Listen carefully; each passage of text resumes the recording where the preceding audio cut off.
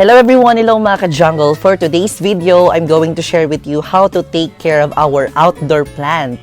This is Alcape wilkinsiana o tinatawag ito sa common name niya na copper plant. So familiar ba kayo sa halaman na ito? Alam ko familiar kayo kasi nakikita ito sa mga daan at nakikita ito sa mga kahit anong mga landscaping na mga garden. Dahil itong halaman na ito is very common plant, but I'm going to share with you how to take care of this plant. So this plant is growing in my garden mga 8 months already na itong halaman na ito. And I'm so very happy na ganito na siya kaganda at napakaganda ng mga dahon nito. Mga 4 ata na kulay ng mga nandito sa dahon niya at napakaganda tingnan ng ating mga copper plant. O, ang halaman na ito is very low maintenance mga ka-jungle. Ibig sabihin, kahit hindi natin sila alagaan na maganda, mas magbubushi at mas gumaganda sila kahit hindi natin naalagaan ng maganda ang ganitong halaman.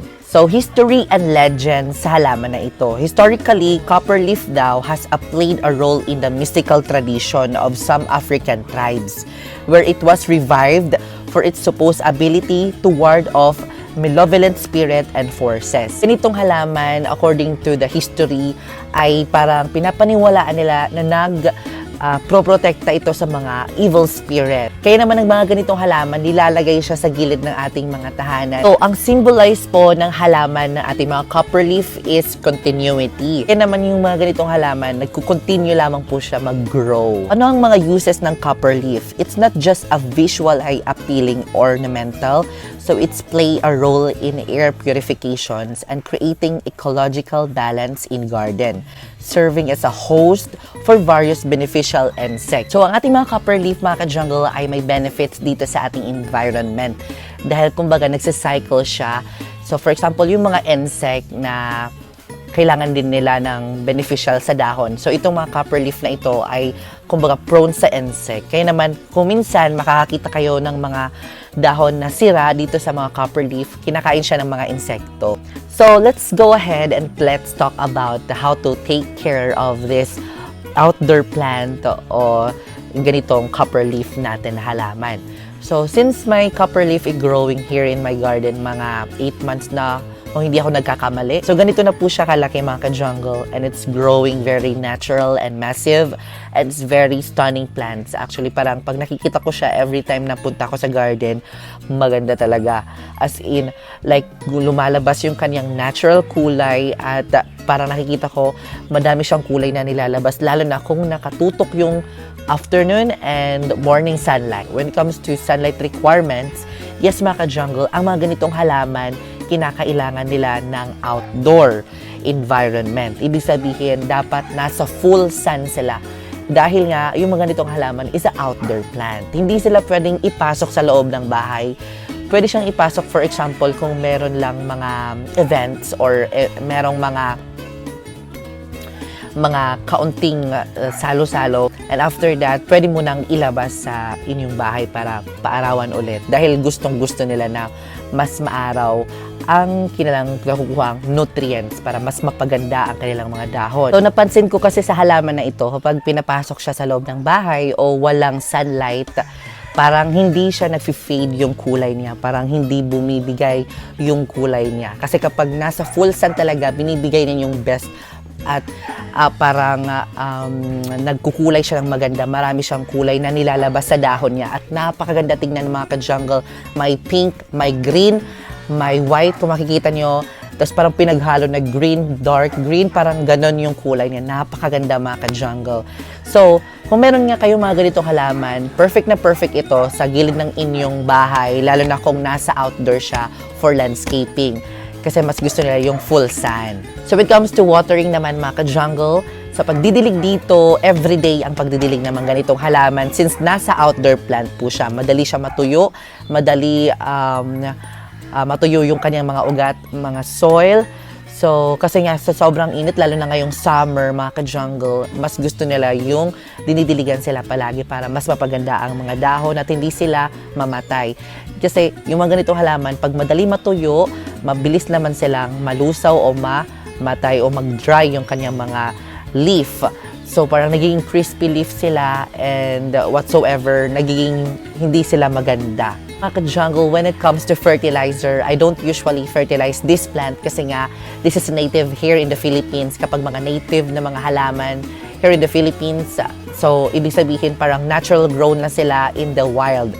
So kahit hindi tayo mag-fertilize, ibig sabihin yung kanyang natural fertilizer, yung kanyang mga dahon kapag nalalaglag doon sa mismong direct to soil na nagagawa siya ng fertilizer or napupunta siya sa nutrients. So when it comes to investment of these plants, so pag-usapan naman natin kung mabili pa po siya sa market.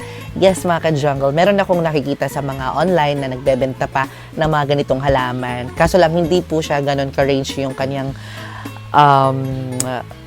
cost or parang yung presyo ng halaman na ito hindi ganun kataas. For example, you can sell this plant to 150 pesos, 200 pesos, depende sa laki ng halaman na ito. But meron naman iba, free lang kasi nga yung ganitong halaman is very common lang naman pero napakaganda mga ka-jungle. Pero mas more on landscaping siya na mas ginagamit siya sa landscaping kaya naman yung iba, bundle-bundle yung binibili. So when it comes to propagation mga ka-jungle, you can use this 3 types of propagation: water, soil, direct to soil yan, and cuttings or dividing methods. You can do water propagation, ibig sabihin pwede siyang itanim sa tubig. So kapag nakatanim siya sa tubig mga ka-jungle, na-try ko na siya, nag-uugat talaga siya.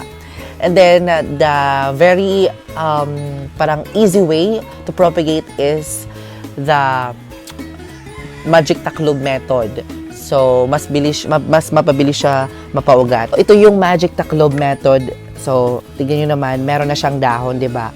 Mabilis lang siya pag ganitong method ang ating gagamitin. So, parang mag-cut lang kayo ng top cut sa inyong plants, the copper plant, and it will grow naturally. Wow! Explain ko din po yung lifespan ng ganitong halaman. So, parang at 1 to 2 years ng lifespan ng halaman ito, sobrang ganda ng mga dahon. Nagbibigay siya ng magandang dahon, nagbibigay siya ng magandang grow sa garden. So, parang 1 to 2 years yung lifespan niya na nagbibigay siya ng magandang dahon. Pero pag mag-abot siya ng 5 years to 10 years, parang lahat ng mga dahon nito ay parang matured na siya. Pwede niyong i-cut yung top ng kanyang mga dahon or i-propagate niyo ulit para mayroon kayong bagong maitanim sa inyong garden. So, yan lamang po ang tips paano mapaganda ang ganitong halaman. Ayan mga ka-jungle, ang care tips ng ating mga copper plant or outdoor plant na napakaganda. So, yan mga ka-jungle, I hope may natutunan kayo in today's video kung paano natin naalagaan itong ating mga copper plant. So, very simple lang ang halaman na ito. Pwede niyong itusok lang yan kahit saan. Tutubo talaga ang mga ganitong halaman. So, maraming salamat sa panonood and I shout out sa'yo, Nenya, for having me this wonderful plant. So, bigay niya sa akin ito kaya man napatubo ko yan dito sa garden. And ayan, thank you so much for watching this vlog and I hope may natutunan kayo in today's video how to take care of plants. I hope i-share nyo at i-like, i-follow nyo ang ating Facebook page and also you can follow in my TikTok. So, you can choose plants there. Meron tayong mga binebenta ng mga affiliated sa TikTok. Pwede kayong mag-check out sa Yellow Basket. Ayan mga ka-jungle, maraming salamat sa panonood and I will see you next episode. Because more plant, less stress.